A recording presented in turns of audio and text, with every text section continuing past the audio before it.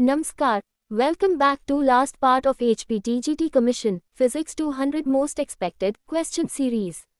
Let's start. 129. Resistance double होने पर heat में क्या बदलाव आता है? हीट हमेशा रेजिस्टेंस के डायरेक्टली प्रोपोर्शनल होती है, इसलिए अगर रेजिस्टेंस डबल हो जाए तो हीट भी डबल हो जाती है. Answer, it becomes 2 times. 130. Ohm's law का फॉर्मूला क्या होता है? ओम्स लॉ के अनुसार वोल्टेज करंट और रेजिस्टेंस के प्रोडक्ट के बराबर होता है.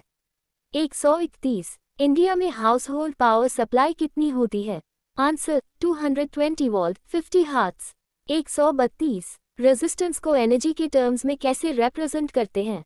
Answer, work done divide by charge multiply current. 133. Circuit में एनर्जी के लॉस की रेट को क्या कहते हैं? एनर्जी लॉस होने की रेट को इलेक्ट्रिक पावर कहा जाता है. Answer, electric power. 134. Coulomb's constant के का मान क्या होता है? आंसर, 8.988 गुना 10⁻⁹ nm²/c². 135. एम्पियर करंट में कितने इलेक्ट्रॉन्स होते हैं?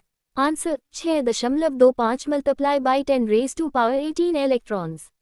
136. करंट, वोल्टेज और रेजिस्टेंस का रिलेशन किसने बताया था? इन तीनों का रिलेशन गेओर्ग साइमन ओम ने एस्टैब्लिश किया था. आंसर, गेओर्ग साइमन ओम. 137. ओम्स लॉ के अनुसार वोल्टेज का फॉर्मूला क्या होता है? Answer, V = I × R. 138. Electrons के फ्लो को क्या कहते हैं? जब इलेक्ट्रॉन्स फ्लो करते हैं तो उसे इलेक्ट्रिक करंट कहा जाता है. Answer, electric current. 139. Force per unit charge को क्या कहते हैं? जब किसी जगह पर यूनिट चार्ज पर फोर्स लगे तो उसे इलेक्ट्रिक फील्ड कहा जाता है. Answer, electric field. 140. वॉट और न्यूटन पर कूलॉम किसकी यूनिट्स हैं?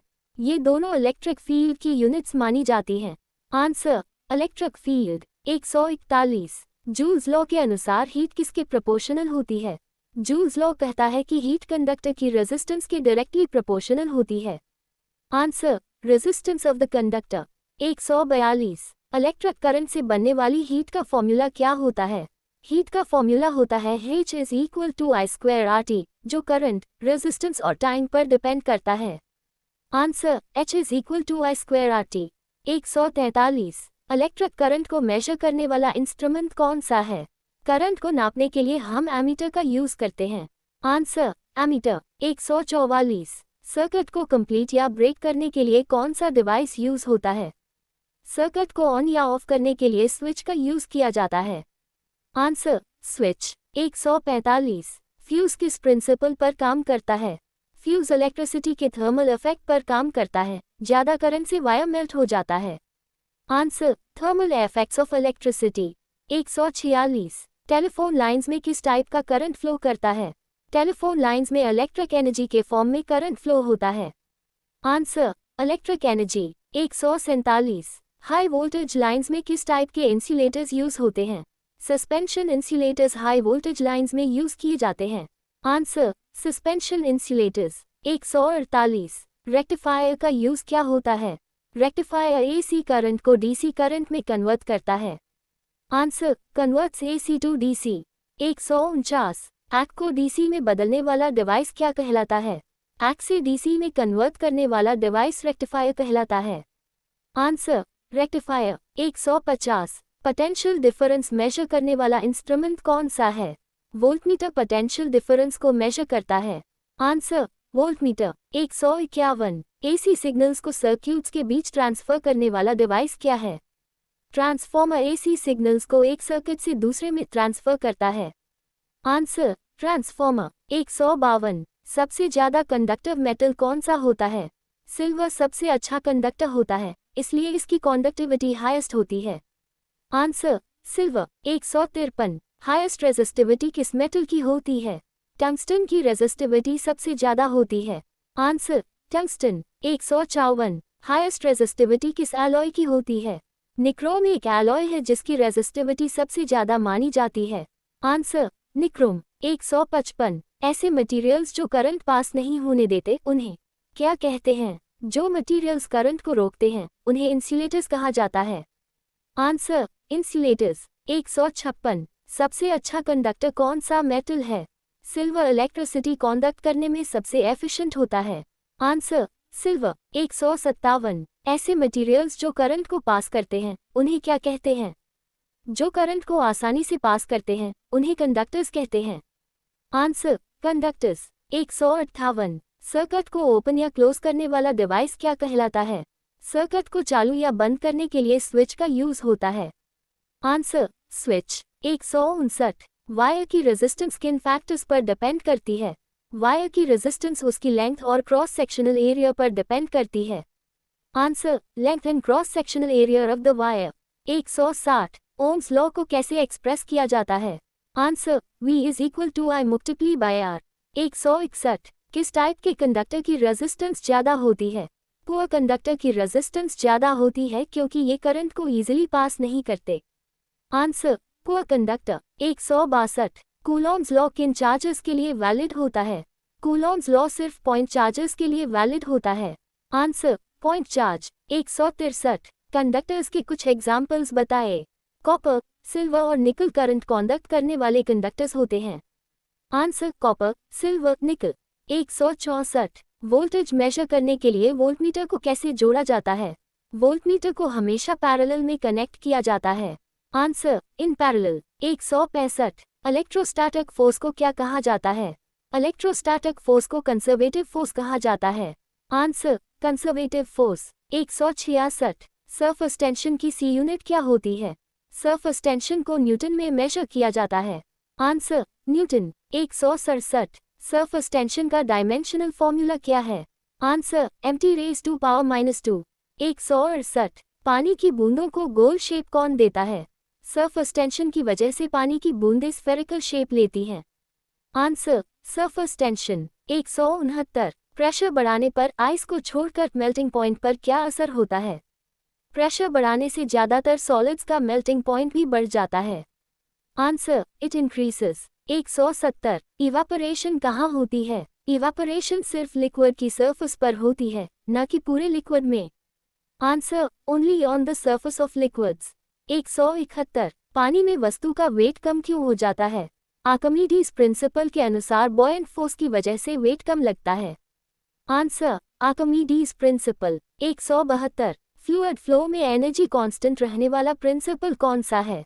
बर्नौलीज प्रिंसिपल बताता है कि फ्लूइड की टोटल एनर्जी कांस्टेंट रहती है। Answer, Bernoulli's principal. 173। मेम्ब्रेन की मदद से पानी को फिल्टर करने की प्रक्रिया क्या कहलाती है? मेम्ब्रेन से फिल्टर करने की प्रोसेस को रिवर्स ऑस्मोसिस कहते हैं। Answer, reverse osmosis. 174। सिल्वर की रिलेटिव डेंसिटी क्या होती है? सिल्वर की रिलेटिव डेंसिटी 10.8 होती है। आंसर, 10.8। 175। फिजिक्स की वह ब्रांच जो फ्लूइड्स एट रेस्ट को स्टडी करती है क्या कहलाती है? जब फ्लूइड रेस्ट में होता है तो उसे स्टडी करने वाली ब्रांच हाइड्रोस्टैटिक्स कहलाती है। Answer, hydrostatics. 176। लैंटर्न की बाती में केरोसिन कैसे ऊपर चढ़ता है? विक में केरोसिन कपिलैरिटी की वजह से ऊपर चढ़ता है। Answer, because of कपिलैरिटी।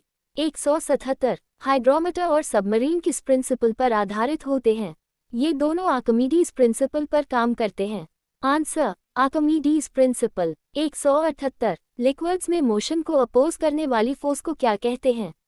लिक्विड की मोशन को अपोज करने वाली फोर्स विस्कोसिटी कहलाती है।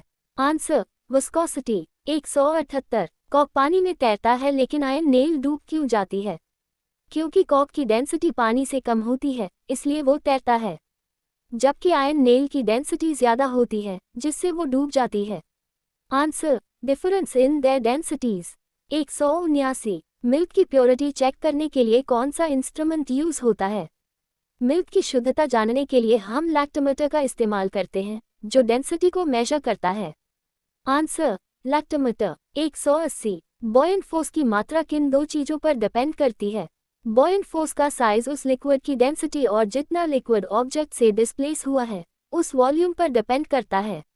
Answer, density and volume of liquid.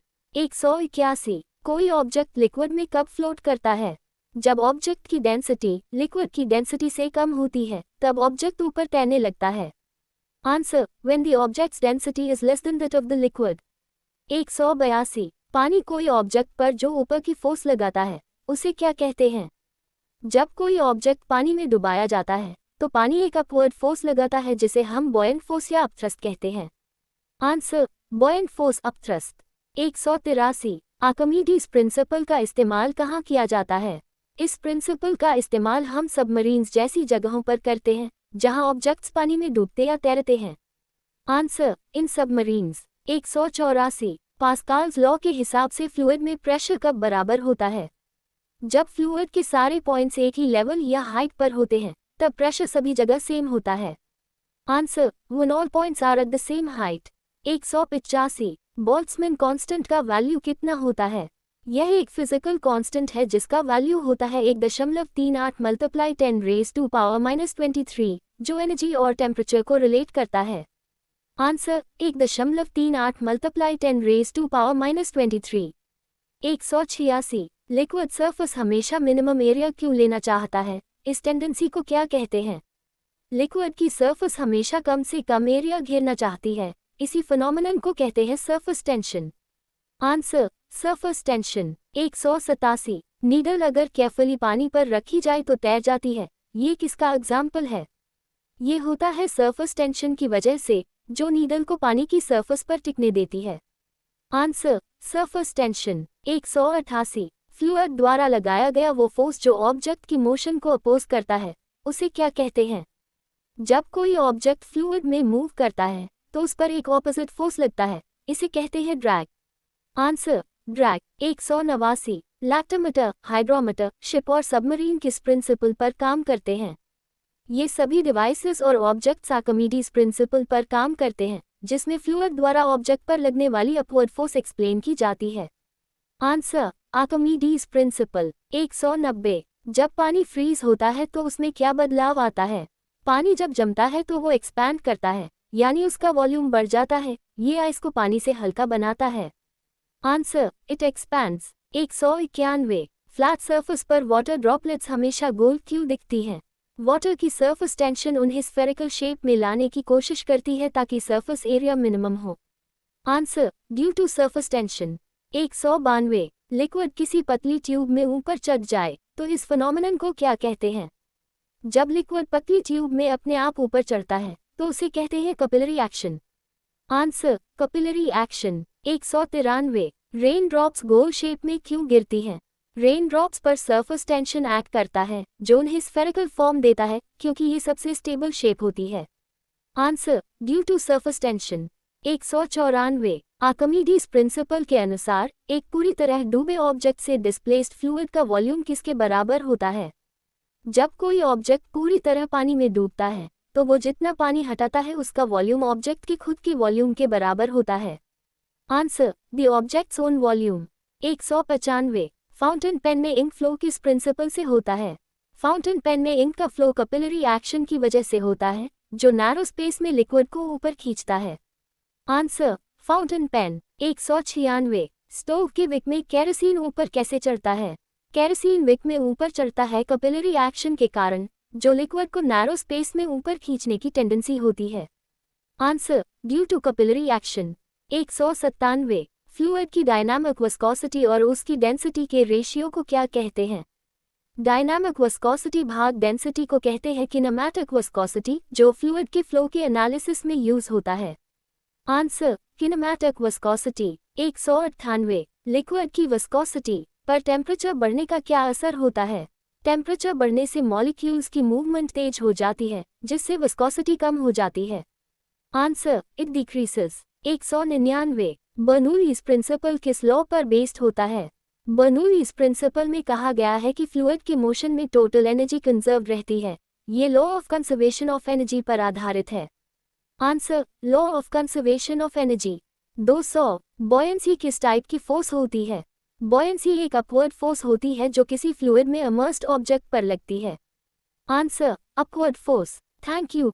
Please like, share and subscribe Pulse YouTube channel for further videos updates.